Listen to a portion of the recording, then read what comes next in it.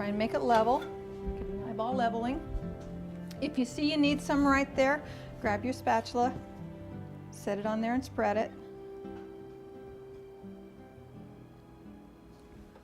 to get that edge up there.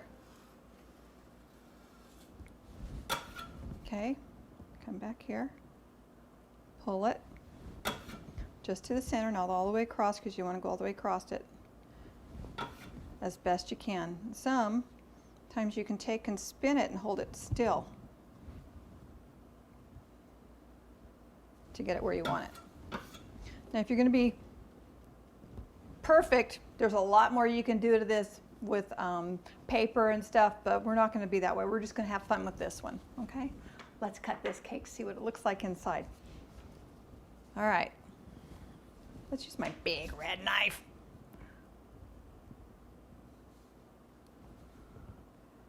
Cut our wedge, pull this out.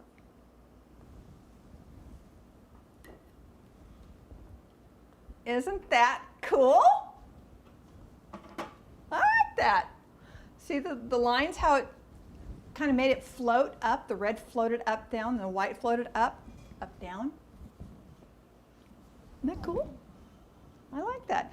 So everywhere around that cake it's going to look a little bit different, but you see it's almost like a zebra effect in the cake, but it's red and white.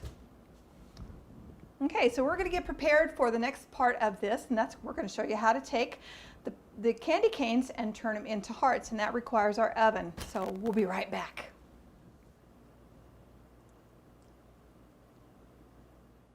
Okay, and we are back, and we're ready for the next part of this. And so what you see in front of me are the Spangler, American-made candy canes. There's a reason for that.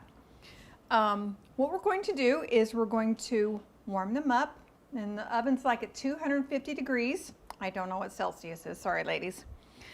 We're going to warm these up so that they just soften. So it's going to be like 3 to 5 minutes, and we're going to check them so to see if it'll melt. Right now you can see that it's not moving, but once it warms up, it's going to move. So it's going to look like this when we get it done. Isn't that cool? Set this down gently because I don't want to break it because we're going to use it on our cake. So this is the large size candy canes. And they came in this box, and they came over this hoopy thing, and I was totally surprised to look inside and see that some of these were cracked. Like I started to pull this one out, and this one piece broke off instantly. So you pull off the plastic to check it. Wrap it around, pull it down. You want a whole candy cane. We can work with a piece, but you got to break off the other one to match it. So you can see little cracks right here along this edge.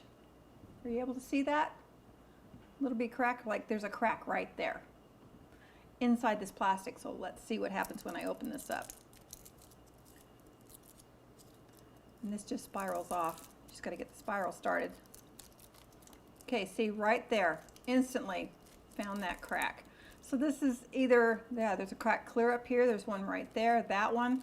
So this is not a good candy cane to do for this unless we want a smaller heart, and I want the big heart. So it's a trial and error on which ones are good. If you can check them out at the store to see through the box if there's any cracks. Like obviously somebody dropped this whole box because there's a crack right here. There's a crack right there. Set that one off to the side. This one, instantly I see a crack right here. So it's hit and miss. Get extra boxes when they're on sale, like the day after Christmas. You can stockpile these for a little while to play with them for Valentine's Day. And then they'll make beautiful little hearts. Okay, you probably can use them for anything. Even save them up for peppermint bark for Valentine's Day. Peppermint bark is good for Valentine's Day, not only Christmas, but you can make it with the chocolates for that too.